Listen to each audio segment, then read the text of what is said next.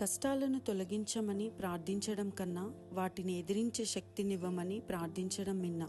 అవును, కష్టాలు అనేవి అందరికీ ఒకేలా ఉండవు, ఒక్కొక్కరికి ఒక్కోలా ఉంటుంది. బైబిల్ ఎప్పుడు కష్టాలు పూర్తిగా ఉండవని చెప్పదు. వాటిని ఎదుర్కొనే బలాన్ని, ధైర్యాన్ని దేవుడు ఇస్తాడని చెబుతుంది.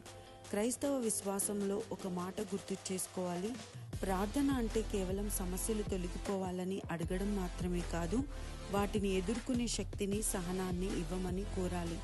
దేవుడు తన పిల్లలను కష్టాల్లో విడిచిపెట్టడు, కానీ వారితో ఉండి వారిని బలపరుస్తాడు. అందుకే బైబిల్ ఇలా చెప్తుంది, భయపడకుము, నేను నీకు తోడయ్యున్నాను, దిగులు పడకుము, నేను నీ దేవుడనై ఉన్నాను, నేను నిన్ను బలపర్తును, నీకు సహాయము చేయువాడను నేనే, నా నీతి అను దక్షిణ హస్తముతో నిన్ను ఆదుకొందును. ఆమేన్.